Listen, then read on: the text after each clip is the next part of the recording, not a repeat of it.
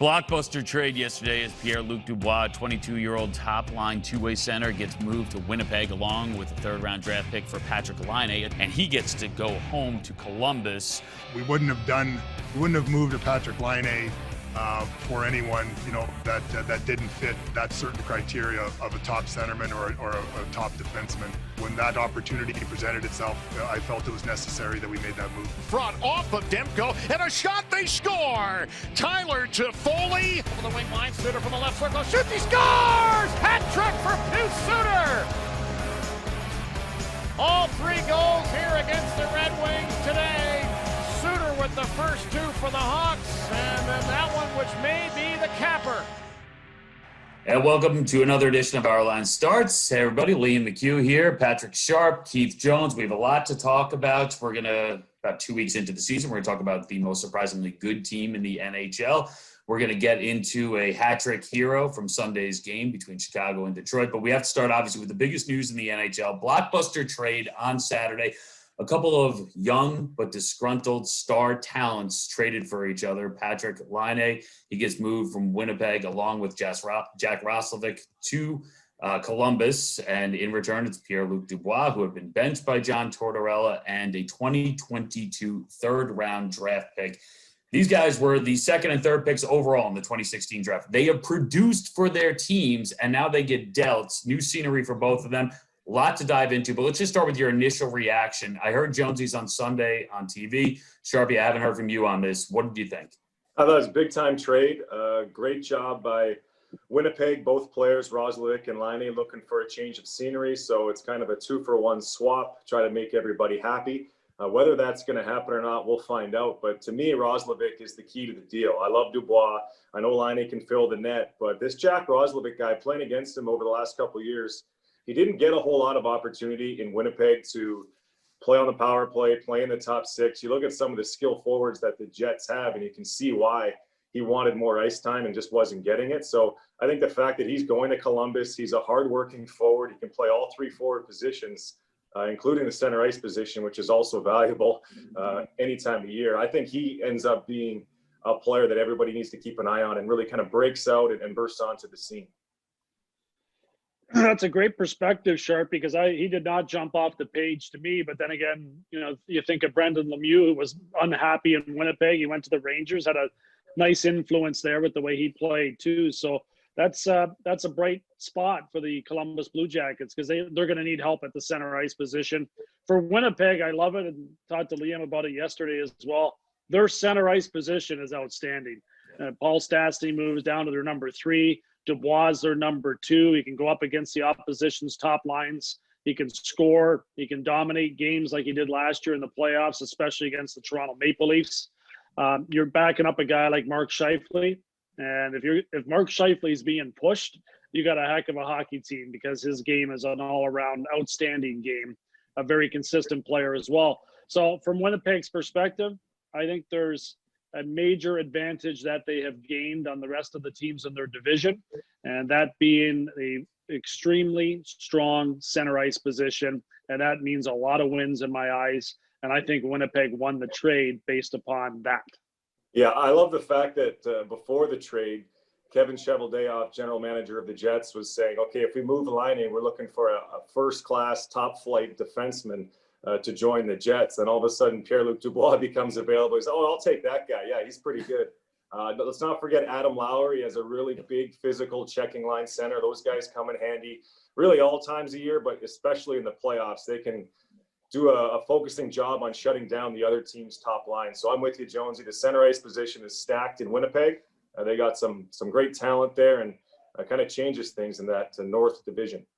Yeah, Sharpie, I agree with you. The Roslovic part of it is underrated. I mean, he's from Columbus, Ohio. He reportedly wasn't happy in Winnipeg. Now he's going to be extremely happy, motivated. He goes back home. But let's just bring it to Dubois, because, listen, there's plenty to dig into with Laine, especially when you consider he's going to play with John Tortorella. But let's start with Dubois. Any concerns at all? Because this is a guy who clearly was unhappy. You could question, I guess, his effort, his motivation during the last 2 weeks when he got benched. Any worries about him now that he goes to Winnipeg? Jones, I think you. Oh, go ahead. Sorry, go ahead. I'm junior. You're senior, Jonesy. Exactly. Stay out of my way. So I would say I have less than 1% worry about Dubois. I think he's going to do a very good job there. I think whatever happened there, I don't know if it was the fact that he felt like he should be paid Austin Matthews type money and term, and Columbus wasn't going to give it to him. In my eyes, it kind of seems like that was the biggest part of the issue. He clearly stated when he had an opportunity a day after the trade that John Tortorella was not the problem, that he respected what Torts had done for him in his career. So I think he's going to be going into a situation with an extremely good attitude. And I think the way he handled his last few days and probably weeks in Columbus wasn't ideal. I wish he would have handled it differently, but he got the result that he was looking for. He got out of there probably quicker than Columbus wanted to trade him. And in essence, he probably helped his own situation because he's heading to a place where he's going to do some damage with the Winnipeg Jets. So I'm not worried about him in that regard. There'll be a ton of attention on him going up to Canada.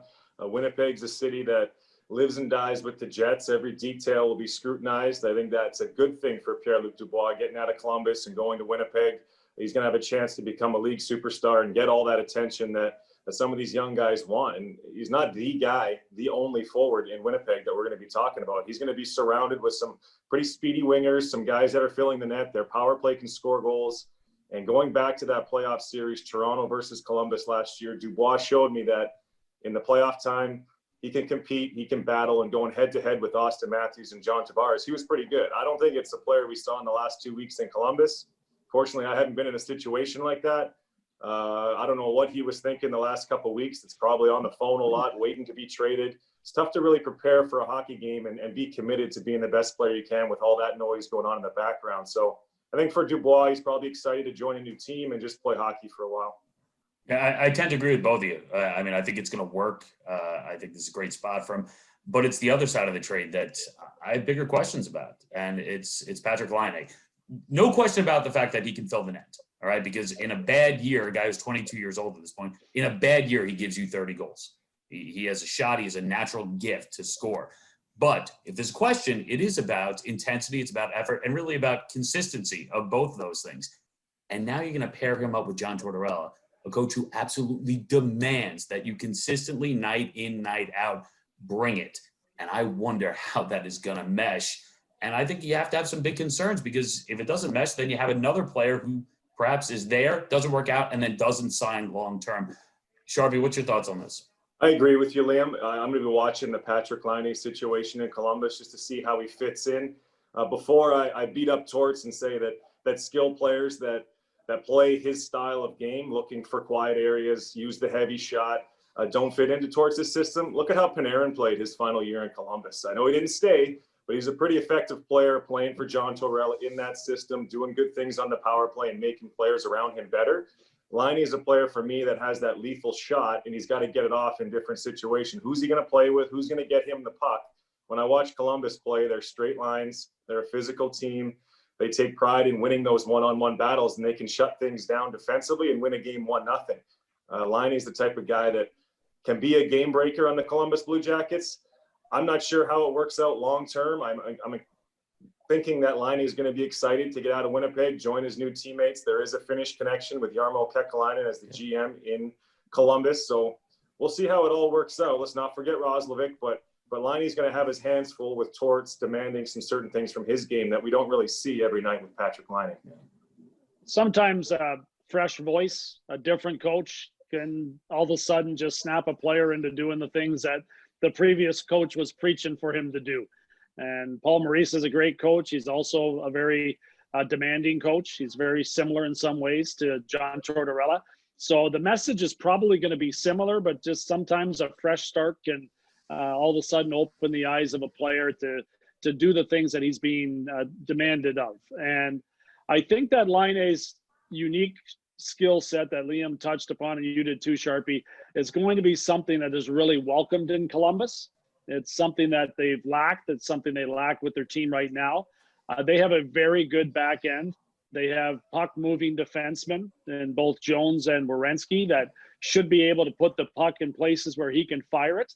Winnipeg, when he was scoring a lot more frequently, they did have some guys that could get him the puck back there. Their defense is a lot different looking over the last year and a half. I think he's going to welcome that part of the game in Columbus, that their D can move the puck, and the power play should become a lot better because of his great shot. So he's going to feel like he's a big part of that team.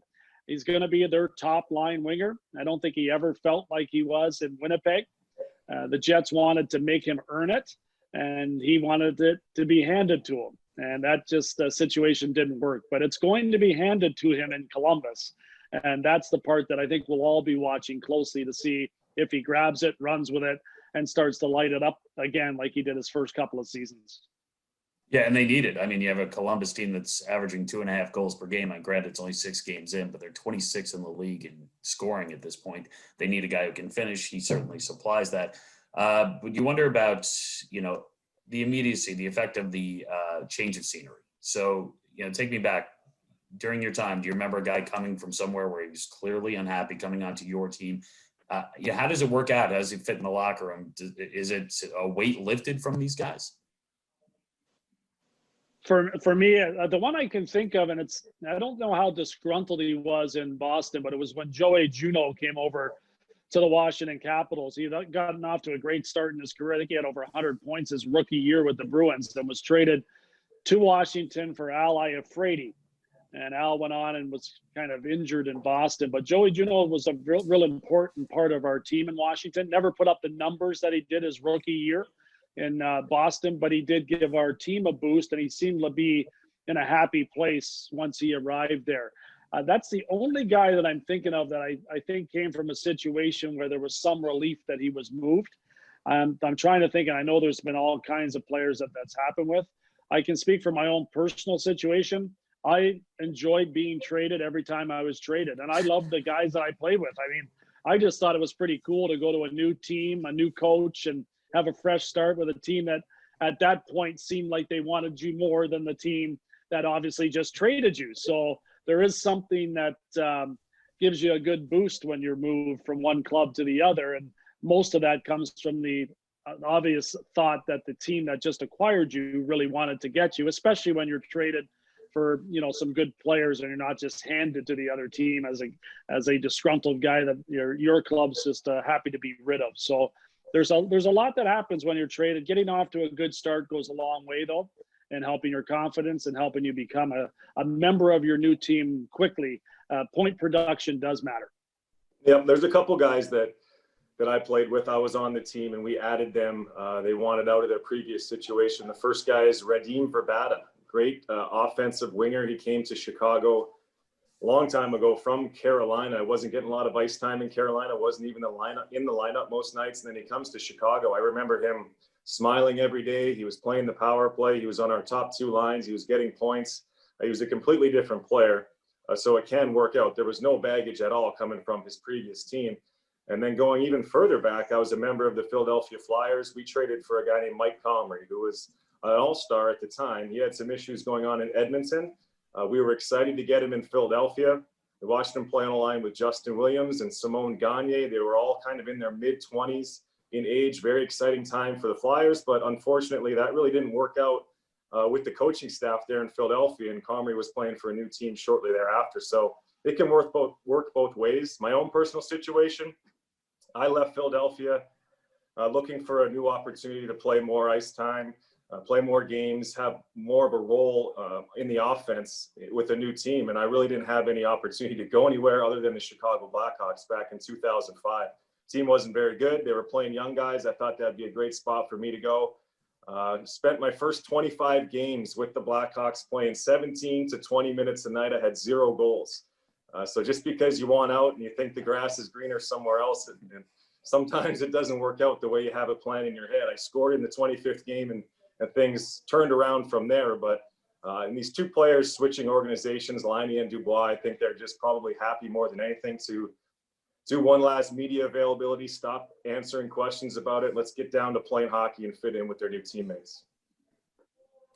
I have one last thing about this. I do want to get some odds and how this has shifted the odds for both of these clubs. But one last thing on this. You look at the list of like highly skilled, highly talented players. I mean, you mentioned Panarin earlier, who have been with the Blue Jackets, but then did not sign long-term. And obviously we have the Columbus team that's, remember, they really went all in a couple of years ago. A bunch of unrestricted free agents, guys who were coming, contracts were about to expire. And then there was this mass exodus, right, from Columbus. This is a trend. So how important for this franchise is it that if Patrik Laine, if he produces out here, that he winds up signing long-term for Columbus? Because this is a team now with a reputation of star players come in, talented players come in, and then when their deals are about to expire, they are on the way out the door. How much does this need to work, Jonesy, do you think?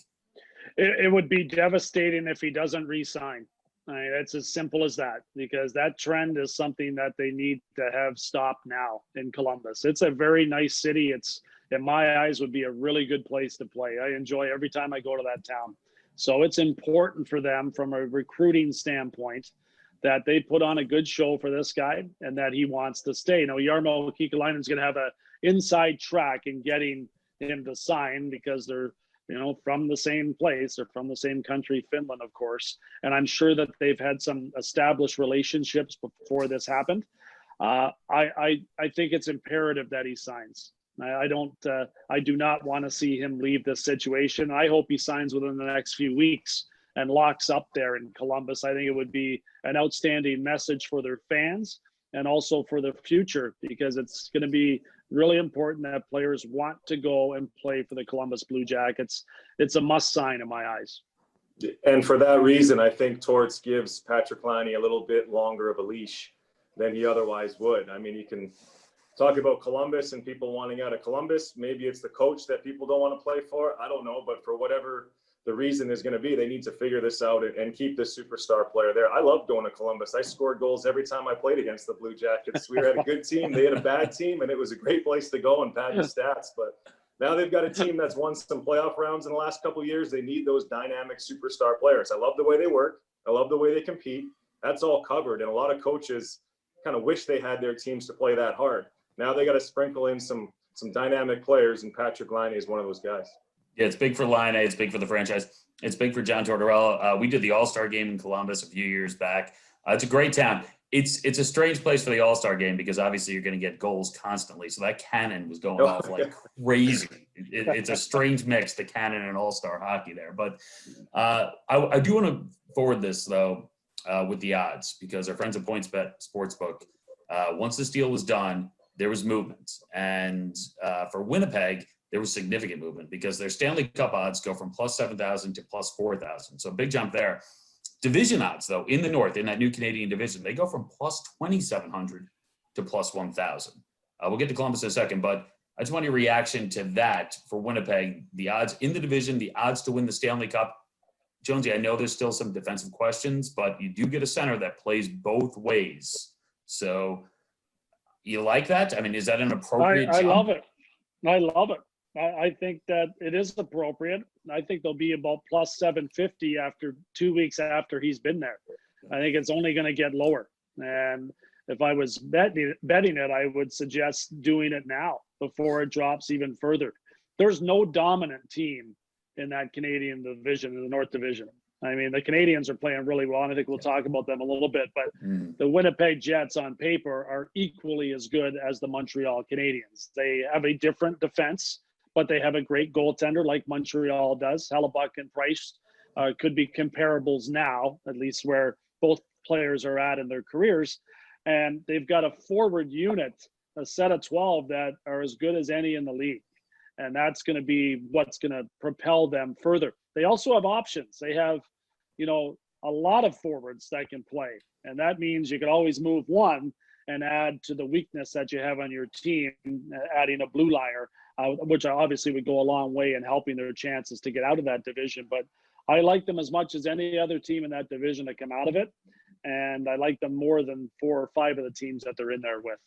Yeah, I agree with you. I think it's nice to have so many forwards available. It provides a little bit of competition up front as well. You can always move one for a defenseman, as Jonesy said.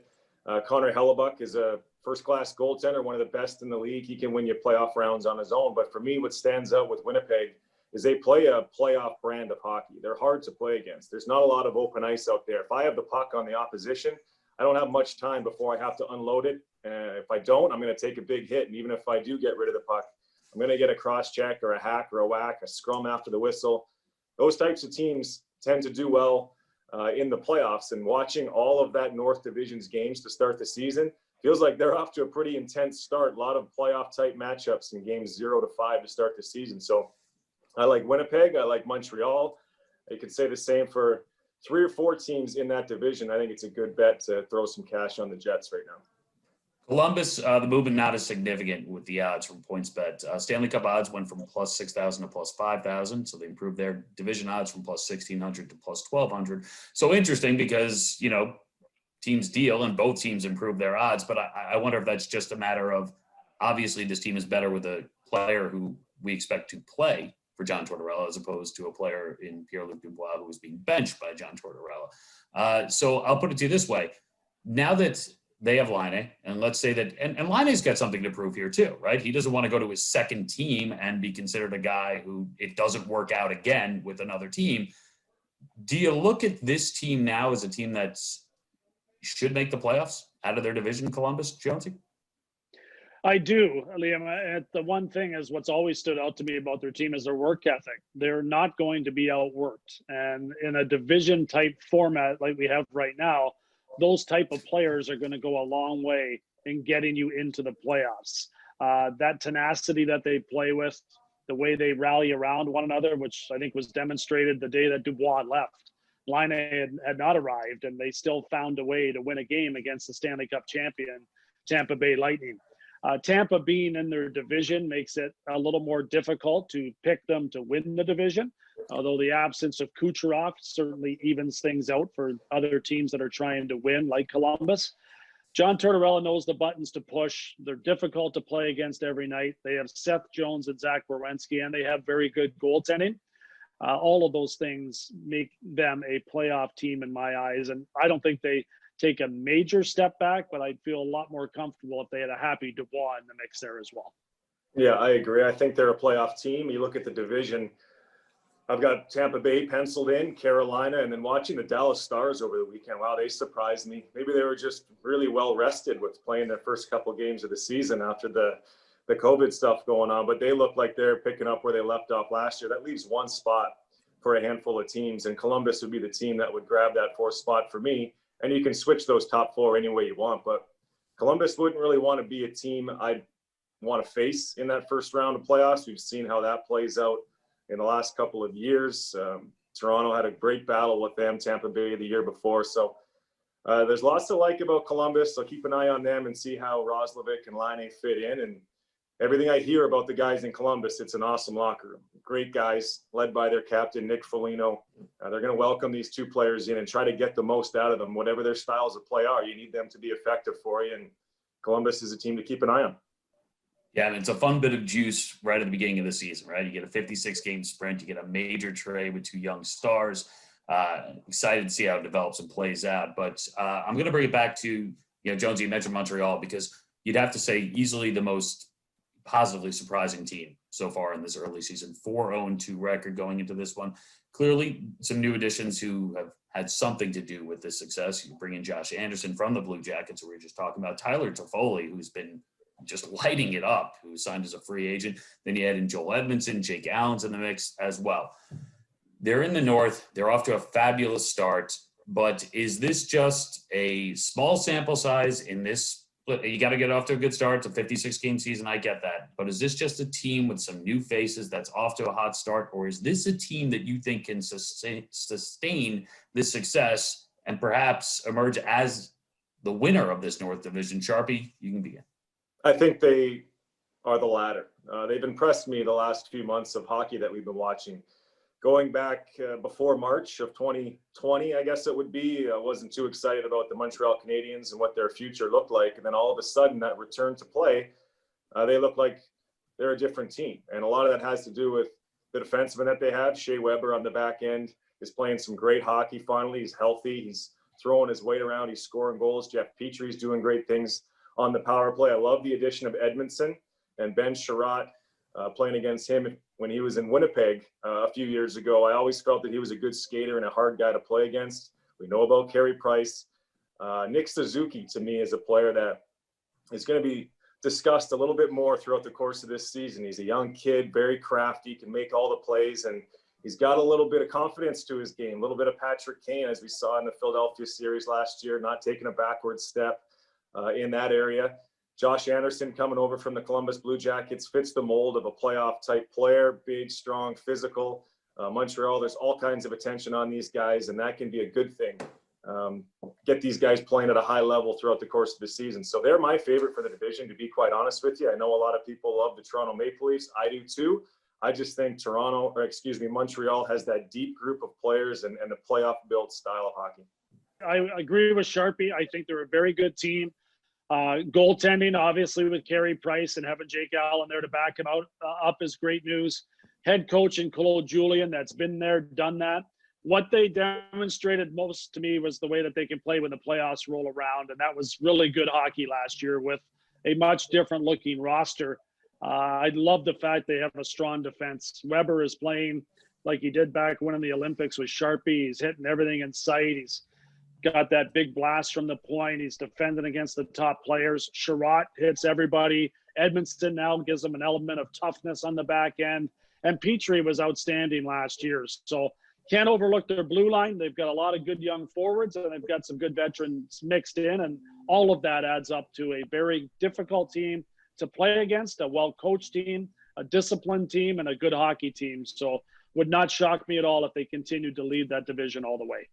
Again, 4-0-2 to start the season, all 6 of the games on the road. And granted, you're not playing in packed arenas or hostile arenas, but it's away from home. So it's a fabulous start from them. Jonesy, it sounds like you're saying at the very least you think this team's going to make the playoffs. Yes, Okay. for sure. Sharpie, you agree with that because you think they're going to win the division, Sharpie. And I think both of you think that Toronto is going to emerge and make the playoffs as well. And it would appear that Winnipeg should put themselves in a position to be one of the teams that comes out as well. So that leaves really one spot. Is that spot Edmonton's? No, not in my eyes. I mean, I'd give it to Calgary and Vancouver before I give it to Edmonton. They're just not good enough. I mean, they have 2 superstars, but they have nothing around them. And I mean, it's really thin, even in goal and on the back end. They do not have the depth. And, Dave Tippett's a great coach, and his teams are all about work ethic. They've got guys that are going to work, but they just don't have the talent around 2 superstar players. And it's disappointing because I think we all love watching McDavid and Draisaitl play, but to say that Edmonton's going to make the playoffs, I'd be stretching it. I'll be surprised if they do.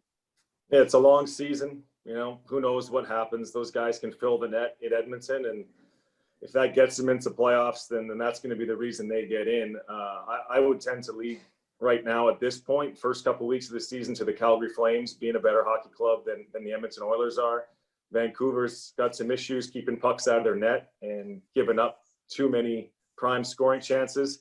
Ottawa Senators have a lot of young pieces, but they're a few years away. So I would lend my vote towards the Calgary Flames. But, I'm just thinking about the Montreal Canadiens in this division. Like, what a shame it is that they're going to have to play with this great team in front of an empty building because, Jonesy might echo this. Going back to when I was playing in the league, there was nothing like going to Montreal when the Canadiens had a great team and the building was awesome. It's just a great place to play, and it's awesome for the sport of hockey. So hopefully we can get some people in there as quickly as possible. Yeah, and we're going to get a team from Canada in the NHL's version of the Final Four. We know that a team's at least going to get that far. Haven't had a team from Canada win the Stanley Cup since '93. But the amazing thing, again, with Edmonton, and I agree with you, Jonesy and Sharpie, I mean, they're thin. But, man, you have 2 different MVPs in their prime. And you've got multiple teams in there before them, which, I mean, in many ways it's sad. You don't want to see these seasons go by and these players not play in the playoffs. But it looks like it's early on, but who knows what can happen. But it doesn't look good right now for Edmonton. Let's finish up with someone who had a fabulous Sunday, which is Pius Suter of the Chicago Blackhawks. He enters Sunday's game against the Detroit Red Wings with 0 career NHL goals. It's his 6th career NHL game, and then he goes out and he puts up a hat trick, which is astounding when you consider the fact that Patrick Kane went 623 regular season games before he got his first hat trick. We had Mike Babcock in the studio yesterday. Pavel Datsyuk, over 900 games played in the NHL, no regular season hat tricks. This guy goes out there, he scores 3, scores 2 early in the second period. Sharpie, you had 4 hat tricks in your career. Your first one came November 17, 2007. Also, Chicago against Detroit. What do you remember about that? I remember that was right around the time in my career where I was turning into a pretty good player. And it was very exciting for me because it was right along the same time that our team was starting to win games. And all of a sudden, everybody was talking about this young Blackhawks group that had some potential. The game was in Joe Louis Arena. I always got excited to play against the Red Wings because Chicago and Detroit has a great rivalry. And even when we weren't packing the United Center back then, we'd always get a huge crowd for the Red Wings games. This one was on the road, and Dominic Hasek was in the other net. And I don't even know what happened. I had an assist early and was feeling pretty good about myself, scored a couple goals earlier in the game. Then I was on the ice for the empty netter. I actually blocked a shot, believe it or not. I don't think I intended to block it. It just kind of hit my stick. It hit the bottom of the shaft of my stick, and it popped the shaft. So the stick was broken. It was useless, but I didn't drop the stick. So I probably could have got a penalty. It had enough juice in it that the puck came right to me. And as I was stick handling, I was like, oh, maybe I can skate up the ice and maybe gain the red line and dump it in. Or I don't think I have enough juice to get a shot on net, but I skate all the way to the red line. Nicholas Lidstrom was the defenseman backing off for some reason. And as I went to shoot the puck into the open net, Lidstrom got really big to make the save as if I was going to fire one high, and my stick just gave out and it just slowly trickled across the goal line and went in with a broken stick. So that was a big memory in my life, to be quite honest with you. It was an awesome time for us in Chicago. We're all young kids. Playing in the NHL, playing against these great legends of the Detroit Red Wings. They had Hall of Famers all throughout their lineup, and we were finally not losing games 6-2. We maybe beat the Red Wings a few times, and it was optimism everywhere. That's really cool. You shoot the changeup by Lidstrom there. That's fantastic. I assume you were a little bit more excited than Pius Suter, who seemed to be the least impressed of anyone yesterday when he scored that hat trick. Afterwards, he's talking about, we had a better start than we had the game before. That's good. That just tells me that this Suter guy scored a ton of goals. I mean, the Hawks, for the shape that they're in as a team, nobody's picking them to win the Stanley Cup this year. But you look at what they've done, bringing in some young forwards to this group, going way back to Artemi Panarin. You know, he wasn't an 18-year-old player when the Hawks brought Panarin in. He was a seasoned veteran playing in European hockey. He comes in, he wins Rookie of the Year. They do the same thing with Dominic Cook. He comes over from Switzerland, scores 30 goals as a rookie. Now they've got this Pius Suter, who had a great season in Switzerland last year. He's not a young kid. He's an experienced hockey player, and it looks like he's confident and fits right in. So for all the grief that the Hawks are taking online and by the fan base, maybe we can pump their tires a little bit. Jonesy, we'll finish with you because you had 11 multi-goal games in your career. You didn't have any hat tricks. So the last time you had a hat trick in your career was when? Playing for the Baltimore Skipjacks. I had 4 goals in one game, and I thought I was going to do it again. I never did. That was it. I never got the hat trick. I had multiple opportunities to get it, and the only one I came close to, I actually passed the puck on an empty net. I wanted the goal too, but it was just one of those situations where you couldn't even disguise it. If you'd look like a real selfish guy if you shot it in the net. So I gave it up. I was playing with Joe Sakic at that time, and I think he had a milestone goal that he needed. So I gave it to him, and that was for twofold. Number one, I knew he was going to give a few back to me along the way because he was such a great player. And 2 was to make sure I didn't look like with my new teammates that I was a real selfish guy, because I had just arrived in Colorado at that time. I think it was a game against San Jose. And I think my second game with the team or so, I had the 2-goal game. So I was fired up about that, but happy to kind of fit in with the team, giving it to a superstar like Sakic. Well, it was your second game, so things are going well. I'm sure you're like, well, I'll get another opportunity, right? I thought I would, playing with those guys too. And believe me, I should have. I played with Lindros as my centerman. I played with Brindamore. I played with Forsberg. I played with Sakic. So there's really no excuses as to why I didn't get that hat trick. I guess it kept me hungry till the end of my career. But I always wanted to get one like every player. that plays the game. And I agree with you. The young man Suter there did not look like he was overly impressed with himself, and that probably bodes well for the Blackhawks in the future. Hopefully he does it again.